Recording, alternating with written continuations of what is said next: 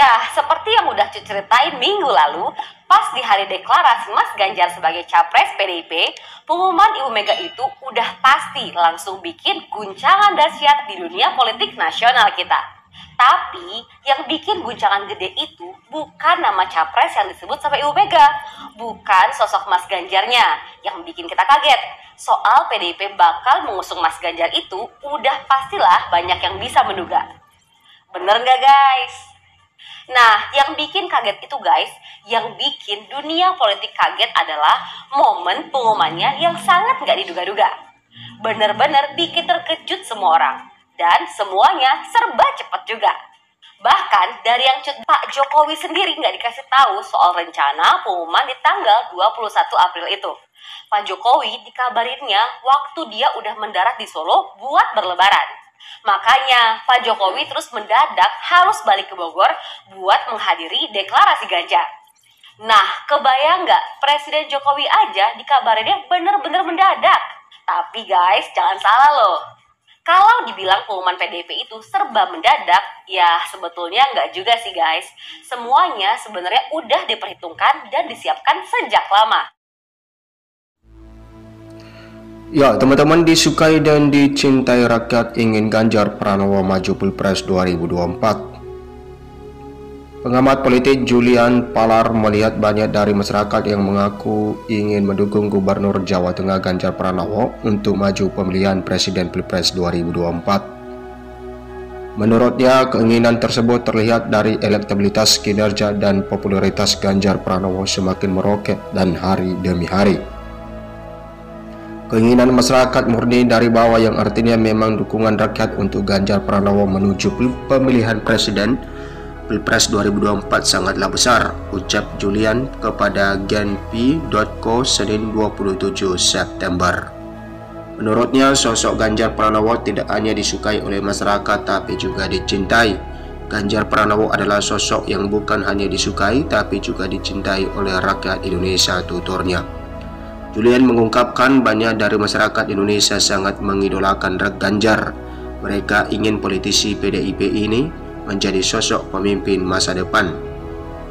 Dia idola baru untuk Indonesia di masa akan datang, tuturnya. Ketua Kawan Ganjar Bersatu Nasional KGBN Kabupaten Kudus Jateng KGBN itu mengungkapkan bahwa elektabilitas Ganjar akan terus semakin naik dan masyarakat bisa melihat bagaimana cara sosok dia bekerja. Ganjar layak memimpin bahkan tak hanya di Jawa Tengah tapi di Indonesia, tuturnya. Ya teman-teman, mari kita lihat berita yang lain. Bagaimana Ganjar dicintai oleh rakyat.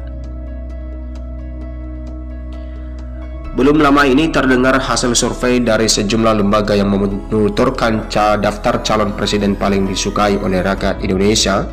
Dari sekian nama, hanyalah Ganjar Pranowo yang bertengger paling atas, padahal dia hanya gubernur yang sibuk dengan Jawa Tengahnya dan belum dicalonkan menjadi capres 2024 dari partainya pula. Lembaga Survei Indonesia LSI menyebut 35,4% rakyat Indonesia mendukung Ganjar, sementara elektabilitasnya sebesar 36,3%. Angka itu jauh di atas Anies dengan angka 24,2% dan Prabowo yang hanya 23,2%. Dalam survei itu, Ganjar disukai karena faktor kepuasan atas kinerjanya. Sebelumnya, Saiful Mujani Research and Consulting juga memaparkan hasil surveinya yang mengunggulkan Ganjar Pranowo. Sebanyak 87% masyarakat Indonesia menyukai si rambut putih ini. Alasan jatuh hati dengan Ganjar juga terungkap karena dia adalah tokoh paling positif dan keberpihakannya terhadap rakyat.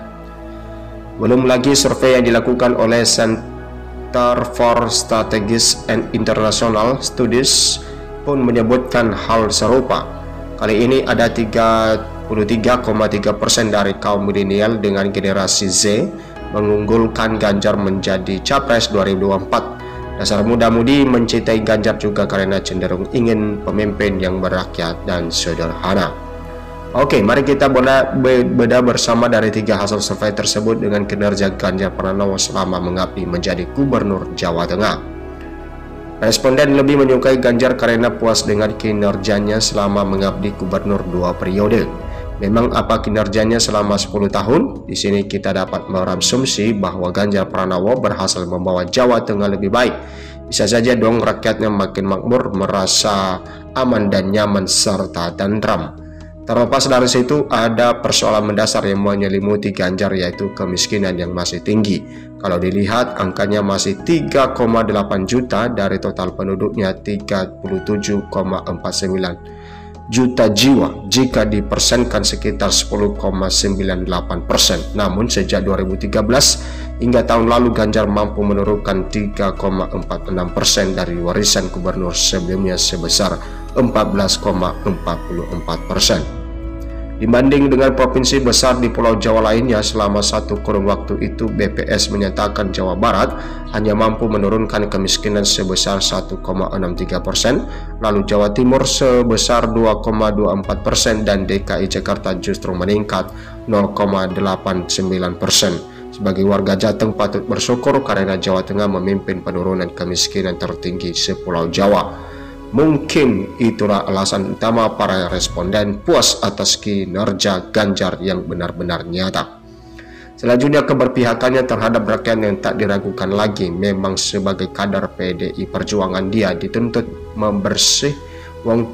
membersamai wong cile dimanapun berada. Jika itu tertanam betul ketika masih menjadi aktivis, simpatisan PDI hingga sah sebagai kader PDI Perjuangan. Bahkan awal-awal dia dimandati mengurus badan diklat partai yang sekarang berubah sekolah partai. Badan itu menghasilkan kader-kader potensial yang kini hidup di lingkaran akar rumput. Tempaan di partai Banteng bermoncong putih itu membuatnya menjadi tokoh paling positif di mata responden. Bisa saja positif diartikan membawa kebaikan. Jelas dia selama ini memperjuangkan hak-hak rakyatnya agar terbebas dari kemiskinan, bahkan mampu menggait perusahaan-perusahaan yang agar membantu menuntaskan kemiskinan. Hasil gotong royong inilah yang dinilai sebagai suatu kebaikan. Terakhir, Ganjar yang merakyat juga sederhana. Publik mengetahui kalau jadi pejabat apalagi gubernur pasti mobilnya mewah. Fasilitas SWA itu memang disediakan oleh negara, namun Ganjar ini beda. Bukan apa-apa bentuk sederhananya ini bisa kita lihat. Dia lebih memilih pakai Toyota Kijang Innova yang jauh lebih murah dibandingkan Toyota Alphard kelasnya jadi gubernur. Saking sederhananya dia menjadi gubernur, hanya memiliki kekayaan sebesar 11,7 miliar, nilai paling kecil dari gubernur di Indonesia.